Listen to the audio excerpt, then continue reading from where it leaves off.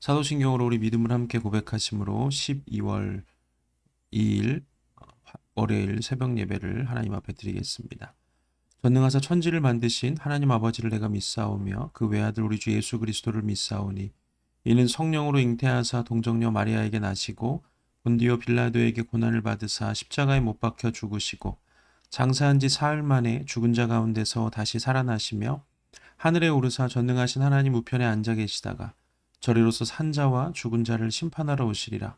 성령을 믿사오며 거룩한 공예와 성도가 서로 교통하는 것과 죄를 사하여 주시는 것과 몸이 다시 사는 것과 영원히 사는 것을 믿사옵나이다. 아멘.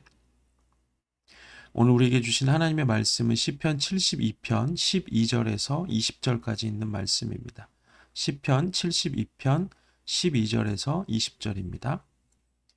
그는 궁핍한 자가 부르짖을 때 건지며 도움이 없는 가난한 자도 건지며 그는 가난한 자와 궁핍한 자를 불쌍히 여기며 궁핍한 자의 생명을 구원하며 그들의 생명을 압박과 강포에서 구원하리니 그들의 피가 그의 눈앞에서 존귀히 여김을 받으리로다. 그들이 생존하여 스바의 금을 그에게 드리며 사람들이 그를 위하여 항상 기도하고 종일 찬송하리로다. 산꼭대기의 땅에도 곡식이 풍성하고 그것의 열매가 레바논같이 흔들리며 성에 있는 자가 땅에 풀같이 왕성하리로다. 그의 이름이 영구함이여 그의 이름이 해와 같이 장구하리로다. 사람들이 그로 말미암아 복을 받으리니 모든 민족이 다 그를 복되다 하리로다. 홀로 기이한 일을 행하시는 여호와 하나님 곧 이스라엘의 하나님을 찬송하며 그 영화로운 이름을 영원히 찬송할지어다. 온 땅에 그의 영광이 충만할지어다. 아멘 아멘. 이새의 아들 다윗의 기도가 끝나니라. 아멘. 오늘은 완전하신 왕의 자비한 통치에라는 제목으로 시편 72편 나머지 부분 마지막 부분을 살펴보도록 하겠습니다.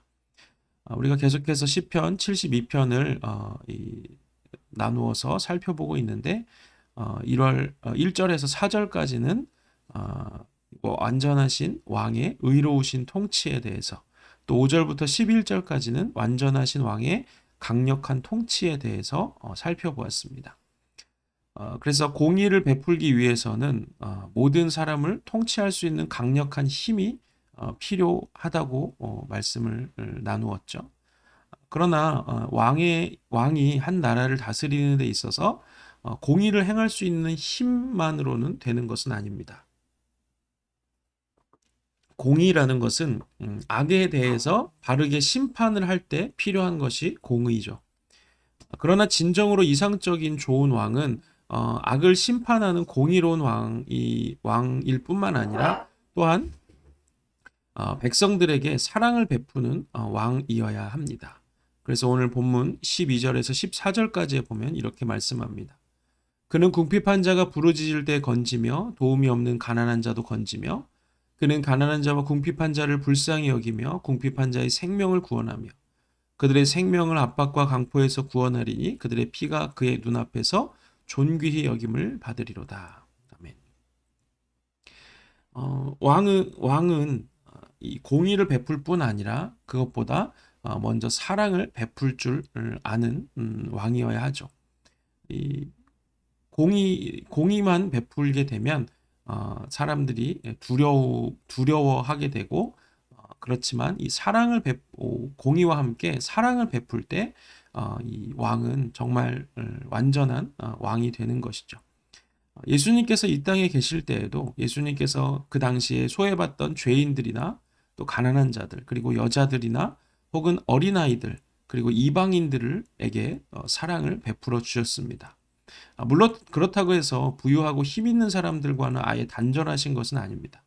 예수님을 따르던 제자들 중에는 귀족들도 있었고 왕족들도 있었고, 또 예수님이 십자가에 달려 돌아가셨을 때 예수님의 무덤을 준비한 사람도 이스라엘을 대표하는 70명, 지금 우리나라로 따지면 국회의원에 해당하는 공회의원인 아리마대 요셉이라는 사람이 예수님의 무덤을 준비했죠. 그러니까 예수님은 뭐 높은 사람이든 낮은 사람이든 뭐 어떤 사람에게 치우치시거나 또 어떤 사람에겐 더 사랑을 베푸시고 이런 것이 아니라 모든 사람들을 하나님의 자녀로, 하나님의 백성들로 대하시면서 이 공의와 사랑을 베푸신 것이죠. 그래서 예수님께서는 이 권력자들이나 이 땅의 권력자들이나 왕들이 신경도 쓰지 않는 그런 사람들, 숫자에도 들어가지 않는 그런 사람들, 그런 낮은 자들에게 이방인들에게 자비를 베푸시는 분이셨습니다. 지금 이 시대의 이 권력자들도 또 정치가들이나 권력자들이 보면 그런 사람들도 사람에게 관심을 기울이기는 하지만 그렇게 순수한 의도로 이 사람에게 관심을 기울이지 않고 단지 자기들의 표를 얻기 위해서 그렇게 이 사람들의 마음을 얻는 그런 것들을 보게 되죠. 물론 모든 위정자들이 그런 것은 아니지만 대부분 사람들이 정치가들이 그런 식으로 또 힘을 가지고 권력을 가진 사람들이 그런 식으로 하기 때문에 사람들이 굉장히 이 정치라고 얘기하면 굉장히 불신이 많죠. 근데 정말 예수님을 만난 인격자, 예수님을 만난 그런 이 정치가 또 위정자 또 권력자라고 하면 정말 예수님의 마음을 품고 낮은 자들을 위해서 전심을 다하겠죠. 예수님을 정말 만난 왕, 하나님을 정말 대면하고 인격적으로 만났던 다윗은 완전하진 않았지만 그래도 다윗이 이 세상을 다스릴 때, 이스라엘을 다스릴 때 다윗이 가장 강성하고 백성들이 다 다윗을 그리워하는 그런 왕이었습니다. 영국의 역사에도 보면 영국의 정치가 중에서 윌리엄 윌버포스라고 하는 사람이 있습니다. 이름을 한 번쯤 들어보셨을 수도 있는데 그는 25살에 예수님을 만나게 됩니다.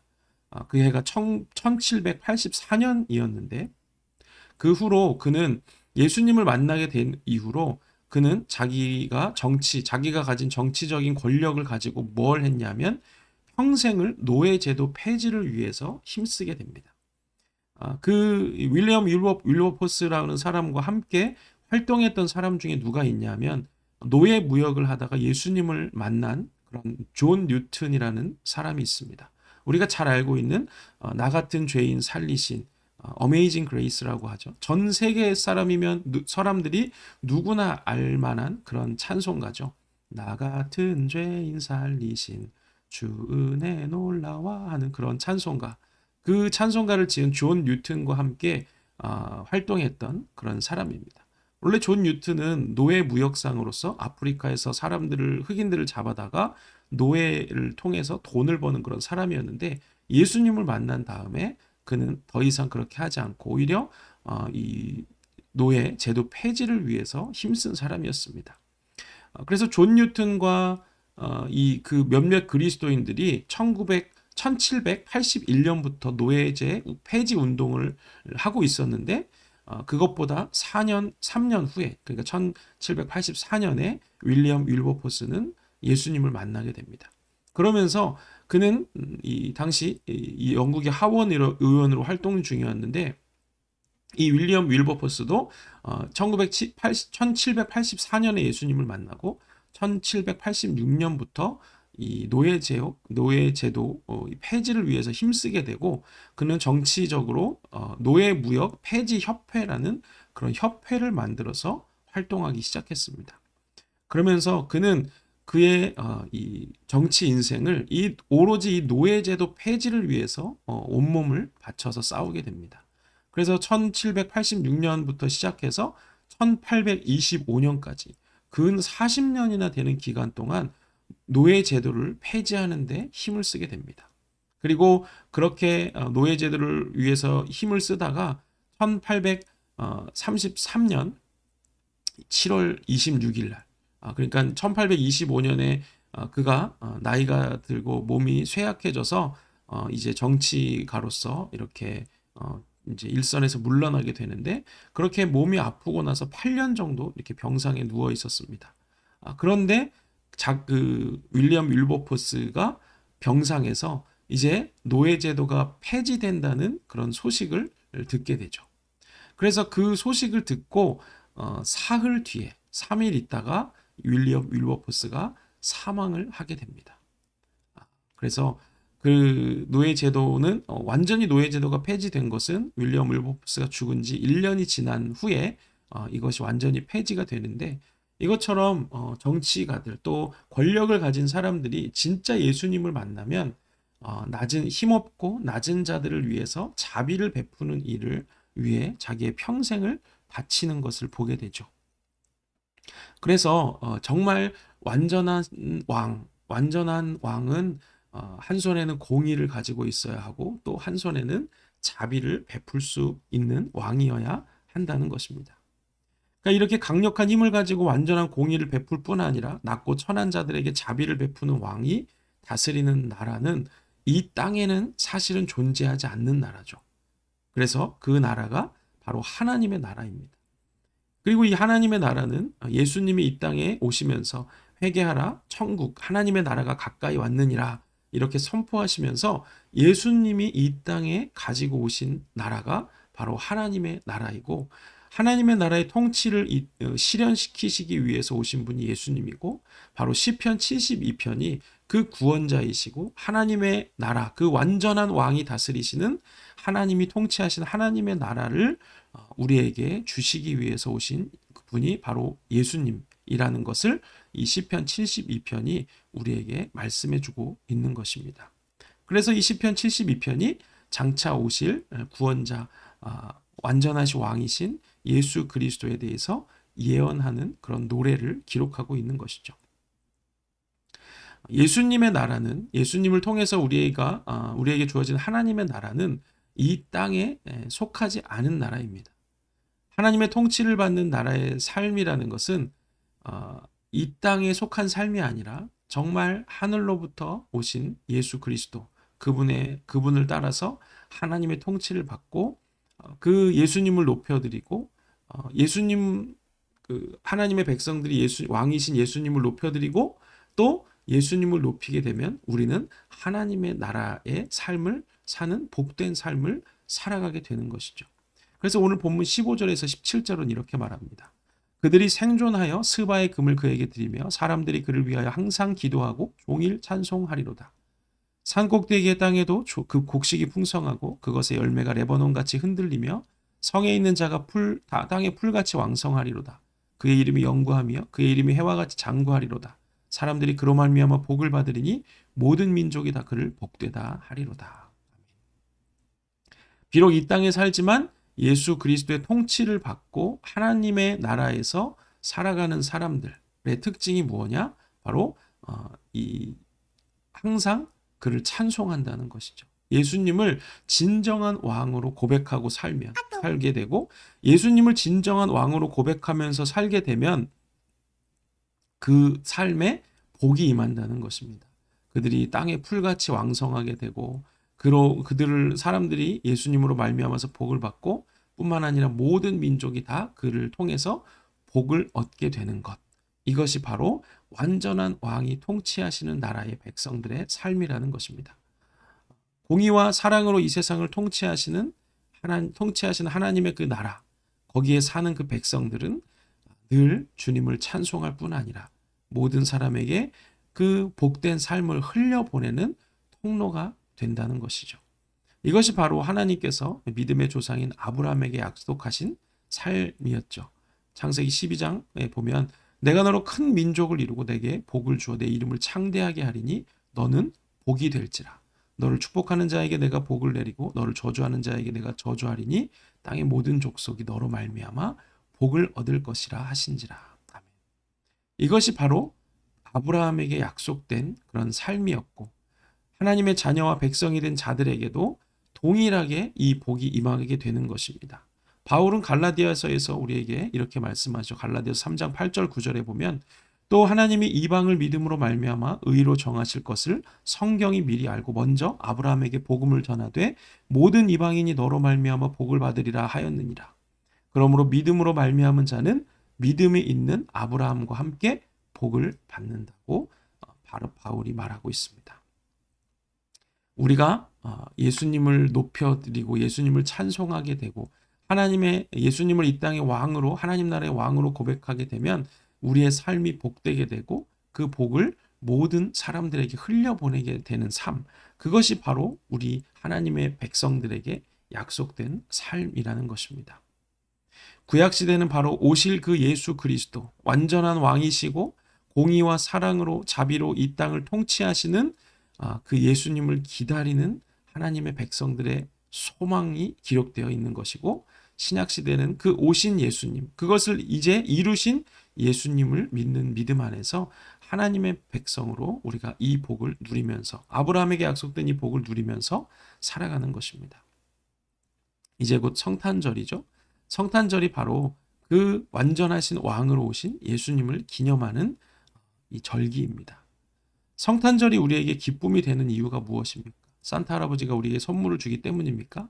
그것이 아니라 예수님이 우리에게 완전한 공의와 완전한 자비를 베푸시는 완전하신 왕이시기 때문에, 그 왕이 하늘의 영광을 다 버리시고 우리와 똑같은 모습으로 우리에게 오셔서 하나님의 나라를 우리에게 주셨기 때문입니다. 그래서 성탄절을 앞둔 우리에게 이 성탄의 기쁨이 정말 기쁨이 되도록 더 깊이 그 완전하신 왕으로 이 땅에 오신 예수님을 바라보며 묵상하는 우리 부으시는 교회 모든 성도들이 되시기를 주님의 이름으로 축복합니다. 기도하겠습니다. 사랑의 주님, 은혜를 감사합니다. 이 땅에 완전한 공의를 베푸실 수 있는 능력을 가지고 힘을 가지고 이 땅에 오셨고, 그럴 뿐만 아니라 가장 낮고 천한 자들을 사랑하시고 자비를 베푸시는 완전하신 왕으로 이 땅에 오신 예수님을 찬양합니다. 그 예수님을 우리에게 믿는 믿음을 우리에게 허락해 주시고, 그를 통해서 우리에게 하나님 나라를 열어주시고 하나님 나라를 살아갈 수 있도록 우리를 인도하여 주심에 감사드립니다. 그 왕으로 오신 예수님을 맞이하고 준비하는 이 성탄절 절기 기간에 우리가 더 깊이 완전하신 왕이신 예수님을 묵상하며 우리를 공의로 또 자비로 통치하시는 그 주님이 허락하신 하나님의 나라를 더 깊이 더 풍성하게 누리는 우리 부으시는 교회 성도들 될 수 있도록 주님께서 인도하여 주옵소서. 이제는 우리 구주 예수 그리스도의 은혜와 하나님 아버지의 사랑과 성령의 교통하심이 완전하신 왕으로 오셔서 우리에게 완전한 공의와 완전한 자비를 베푸시는 예수님을 더 깊이 사랑하고 묵상하기를 원하는 우리 모든 부으시는 교회 성도들 머리 위에 이제부터 영원토록 함께 하시기를 간절히 축원하옵나이다. 아멘. 네, 감사합니다. 한 주의 일상을 시작하는 월요일 아침입니다. 이번 한 주간도 성탄절을 맞이하며 12월이 되었는데 더 주님을 깊이 묵상하시는 우리 성도들 되시기를 바랍니다. 내일 새벽에 또 뵙겠습니다. 감사합니다.